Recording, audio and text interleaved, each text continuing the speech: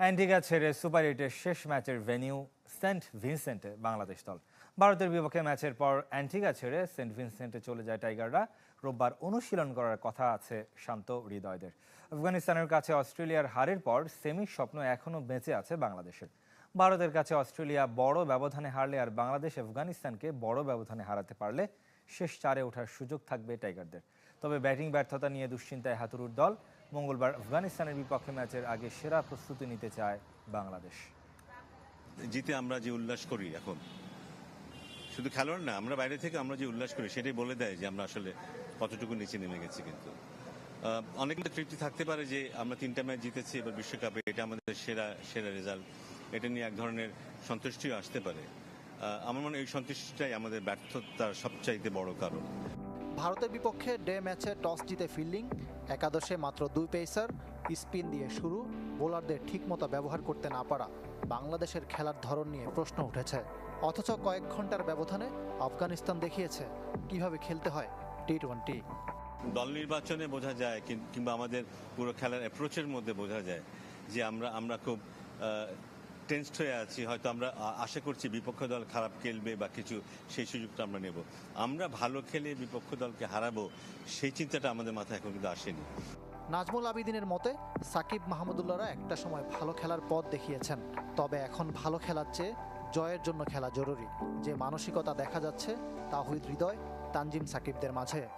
ওরা যেই মাপের ক্রিকেট খেলেছে, ওদের উচিত ওদের মোটামুটি ফর্ম থাকতে থাকতে রিটায়ারমেন্টে যাওয়ার, যেন দলের উপর বোঝা হয়ে না যায়। কারণ সাকিব নিজে বলেছে ও যেদিন ড্রাইভিং সিটে থাকবে না সেদিনও আর ক্রিকেট খেলবে না।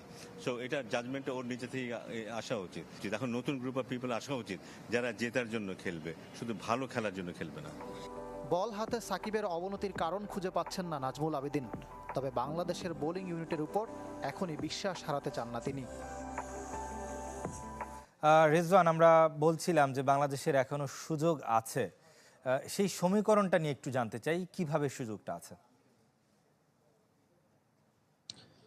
ধন্যবাদ শোয়েব। আসলে আমরা যদি বাংলাদেশ যখন ইন্ডিয়ার কাছে হেরে গিয়েছিল তখন কিন্তু আমরা বলেছিলাম যে আসলে বাংলাদেশের সুযোগ আপাতত শেষ, কার্যত শেষ। কিন্তু এর পরবর্তীতে আফগানিস্তান অস্ট্রেলিয়াকে হারিয়ে দেওয়ার পর কিন্তু আমাদের একটা সুযোগ তৈরি হয়েছে বাংলাদেশের, যে সুযোগটা আসলে খুবই ক্ষীণ বলতে হবে, কিন্তু তারপরে অঙ্কের হিসাবে আছে আমাদের, বলতেই হবে। সেই সুযোগটা হলো যে বাংলাদেশ আফগানিস্তানকে হারাতে হবে, এটা হলো একদম ম্যান্ডেটরি। আর অস্ট্রেলিয়াকে হারাতে হবে ভারতকে, এটাও ম্যান্ডেটরি। তাহলে রান রেটের সমীকরণ আসবে, কারণ তখন বাংলাদেশের 2 পয়েন্ট হবে, আফগানিস্তানের 2 পয়েন্ট হবে, অস্ট্রেলিয়ার 2 পয়েন্ট হবে। এই 3 দল থেকে একটি দল তখন যাবে সেমিফাইনালে, কারণ ভারত 3 জয়ে তখন চলে যাবে কিন্তু সেমিফাইনালে। ভারত ইতিমধ্যেই কিন্তু 1 পা দিয়ে রেখেছে সেমিতে, আমরা বলতে পারি।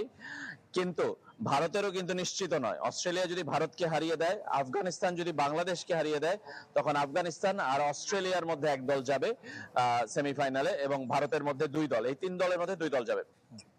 আর বাংলাদেশের সমীকরণটা একটু বলি। বাংলাদেশকে জিততে হবে 27 রানের মধ্যে, এরকমটা বলা হচ্ছে, যদি অস্ট্রেলিয়া 35 রানের মধ্যে হারে। এটা হলো যে আগে ব্যাট করলে কি হবে সেটার সমীকরণ। পরে ব্যাট করাটা কিন্তু আগে বলা যায় না, কারণ হলো যে এক ইনিংসে কত রান করে প্রতিপক্ষ, তারপরে ওভারের টার্গেটটা দাঁড়াবে, তারপরে কিন্তু আসলে সেট হবে যে আসলে কি সমীকরণে কি দাঁড়াবে। সুতরাং সম্ভাবনা আছে খুবই ক্ষীণ। বাংলাদেশের রান রেট -2 পয়েন্ট সামথিং, আফগানিস্তানের রান রেট -0 পয়েন্ট সামথিং, অস্ট্রেলিয়ার রান রেট +0 পয়েন্ট সামথিং। সুতরাং বুঝতেই পারছেন যে বাংলাদেশ কতটা পেছনে। এই এতগুলো বাধা টপকে বাংলাদেশের যাওয়াটা অনেক কঠিন, কিন্তু সবচেয়ে বড় কথা যে বাংলাদেশকে জিততে হবে। সেই জয়ের কাজটা করতে পারলে আমার মনে হয় যে অনেক বড় একটা অর্জন হবে এই বিশ্বকাপে। যে 4টা জয় বাংলাদেশের কখনোই ছিল না, সেটা হবে।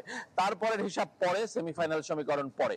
শোয়েব, রেজওয়ান, জিততে হবে আপনি বলছেন, কিন্তু যেই ভেন্যুতে খেলাটা হবে শেষ খেলা আফগানিস্তানের বিপক্ষে, সেই ভেন্যু সেন্ট ভিনসেন্ট অস্ট্রেলিয়াকে হারিয়েছে আফগানিস্তান, এবং এই ভেন্যুতে আমরা জানি যে দুর্দান্ত আসলে যারা স্পিনার আছেন তাদের একটা ভালো সুযোগ থাকে।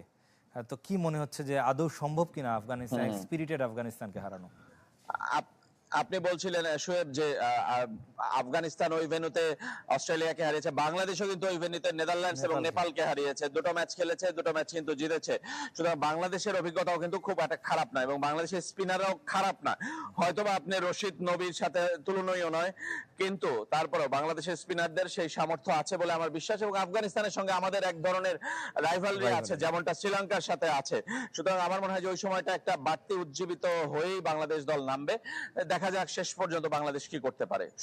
বিশ্বকাপে আফগানদের ইতিহাস, সুপার 8-এ অস্ট্রেলিয়াকে 21 রানে হারিয়ে সেমির স্বপ্ন বাঁচিয়ে রেখেছে আফগানিস্তান। বৈশ্বিক আসরে 6 বারের চেষ্টায় এই প্রথম ধরাশায়ী অজিরা।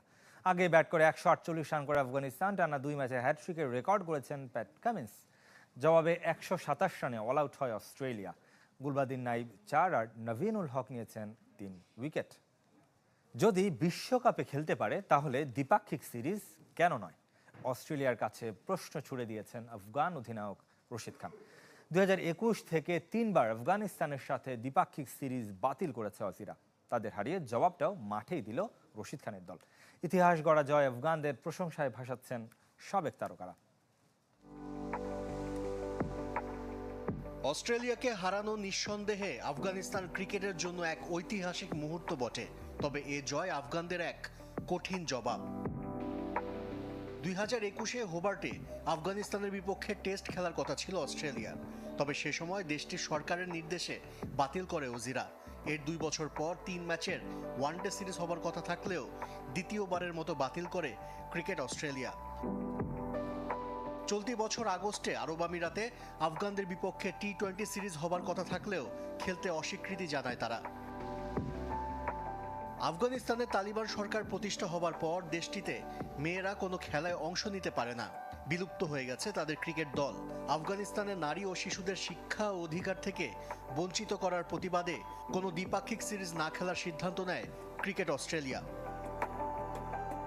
তবে আফগানিস্তান বারবার অস্ট্রেলিয়ার প্রতি আহ্বান জানায় ক্রিকেটের সাথে রাজনীতি না মেশাতে। অজিরা তা কানে তোলেনি। ক্রিকেট আফগানিস্তানের একমাত্র উৎসবের উপলক্ষ, তাই পরপর 3 বার সিরিজ বাতিল হওয়ায় মর্মাহত দেশটির ক্রিকেটাররা। তাই তো অজিদের হারানোর পর আফগান পেসার নাবিনুল হকের ইনস্টাগ্রাম স্টোরি আগুনে ঘি ঢেলেছে। ম্যাচ শেষে অজিদের কাছে প্রশ্ন রেখেছেন রশিদ খান। রাজনৈতিক কোনো কিছুর সমাধান তো ক্রিকেট হতে পারে না। যদি বিশ্বকাপে আমরা খেলতে পারি তাহলে দ্বিপাক্ষিক সিরিজে কেন নয়। আমরা সেরা দলের বিপক্ষে খেলতে পছন্দ করি, অনেক কিছু শিখতে পারি, উন্নতি করতে পারি। এর বাইরে আমি আর কি বলতে পারি। ক্রিকেট অস্ট্রেলিয়া সিদ্ধান্ত বদলাবে কিনা তা ভবিষ্যৎ বলে দিবে। তবে আফগানদের অভিনন্দন জানাতে ভোলেননি সাবেক অজি ক্রিকেটাররা, বিশেষ করে উসমান খাজা। অস্ট্রেলিয়ার মাঠে আফগানিস্তানের খেলা দেখতে না পারার আক্ষেপও করেছেন তিনি। অন্য দেশের সাবেকরাও রশিদ গুলবাদিনদের প্রশংসায় ভাসিয়েছেন। আর আফগান আটালানদের উৎসব যেন থামছে না। কাবুলের উৎসব মিশেছে ড্রেসিং রুমেও, তাই তো ডিজে ব্র্যাভোর চ্যাম্পিয়ন গানে মেতেছেন আফগান ক্রিকেটাররা। দর্শক, বাংলাদেশের জন্য রয়েছে বড় সুযোগ। আফগানিস্তানকে হারাতে পারলে সেমিতে খেলতে পারবে টাইগাররা। দর্শক, ব্যাটিং ব্যর্থতার কারণে বিশ্বকাপের সুপার 8 থেকে ছিটকে যাচ্ছে বাংলাদেশ দল। সুপার 8-এ 2 ম্যাচ হেরে কোটিং সমীকরণের মুখে টাইগাররা। দর্শক, টিকিটের সকল খবর পেতে আমাদের চ্যানেলটি সাবস্ক্রাইব